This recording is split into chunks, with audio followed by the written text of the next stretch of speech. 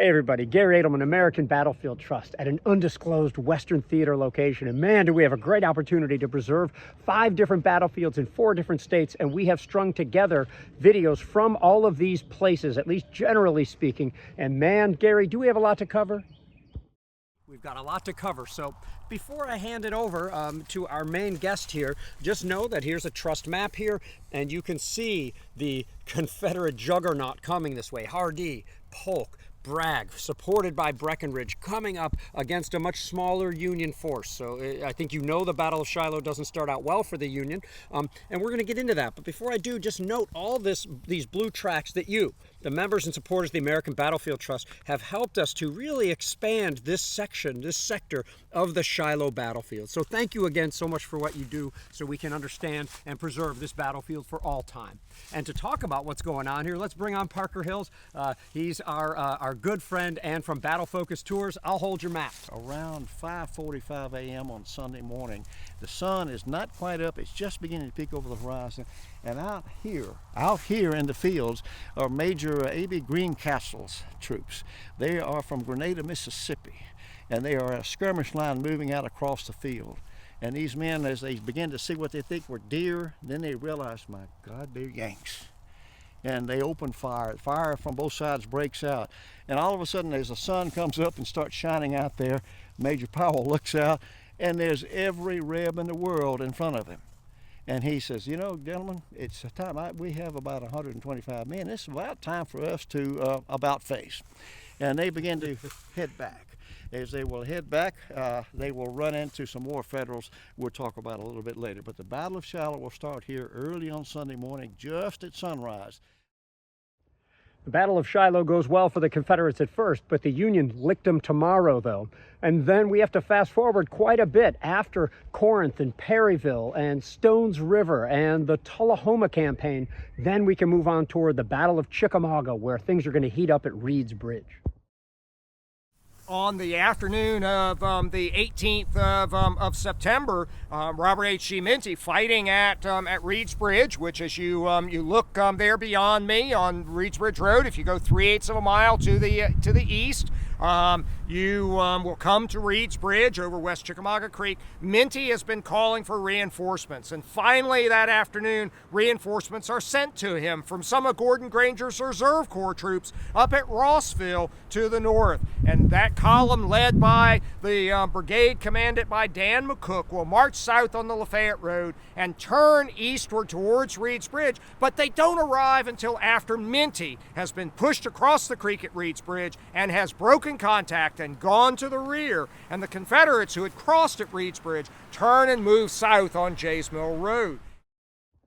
The Confederates do maintain the initiative at the Battle of Chickamauga. They win that battle even as the Union continues to conquer and control more Confederate territory. But the Southerners are active in those theaters. South of Corinth at Bryce's Crossroads, the Confederates are advancing as the Union falls back. As they fall back, the Confederate fire is massing inwards, while the Union fire is dispersing outwards. The principle of mass is applying here. This is working perfectly, exactly what he's planned. And he's also got 2 aces up his sleeve. He has sent around his right flank, he has sent Clark Bartow's Tennessee Battalion, and he sent around his left flank, he has sent his escort, and these troops are going to be coming around, and at the crucial moment when Forrest launches his final assault, these men will start blowing their bugles and making as much noise as possible, sounding like they're thousands instead of hundreds, and coming in on the Union rear, and it will start panic, fear. There are 2 things that are really contagious on a battlefield: courage and cowardice. And when people get scared, they start running. The Confederates win the Battle of Bryce's Crossroads, and the tract we're trying to preserve is the largest remaining unpreserved tract of land.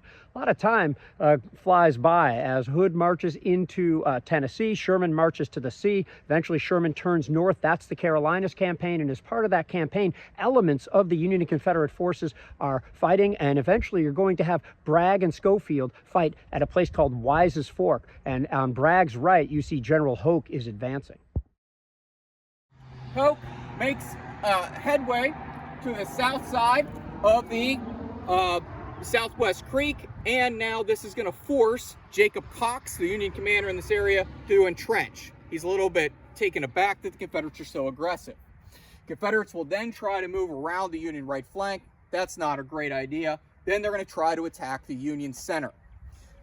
The attacks for the Confederates will go forward, push back the Union skirmishers right into their works, but this will only delay the inevitable, and John Schofield, Jacob Cox, and others are able to keep moving down the Atlantic and North Carolina Railroad line and keep moving towards that eventual link up with William T. Sherman's army. The fight at Wise's Fork, the inevitable Union victory at that place, further convinces Joseph E. Johnston that all he can do is annoy Sherman at this point. Eventually, they're going to come to battle one more time at Bentonville. The fighting at Wise's Fork and the Carolinas campaign in general convinced Confederate Commander Joseph E. Johnston that all he can do is annoy Sherman. He could do no more than that.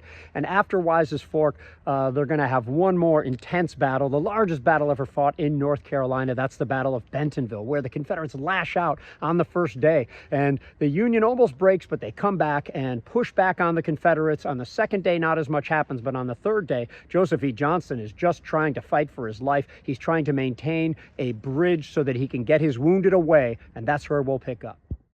Johnston has a defensive position around Mill Creek Bridge, which is about half a mile to my right over here. He's had to form a horseshoe, but his hopes are that if he has trenches along this horseshoe, Sherman is going to attack him, leading to perhaps another Kennesaw Mountain here at Bentonville. But also be careful what you wish for, because you might get it. But on the second day, a lot of heavy skirmishing. The Confederate cavalry is skirmishing with the right wing as it is arriving to Bentonville to buy time for Johnston's left to form this horseshoe.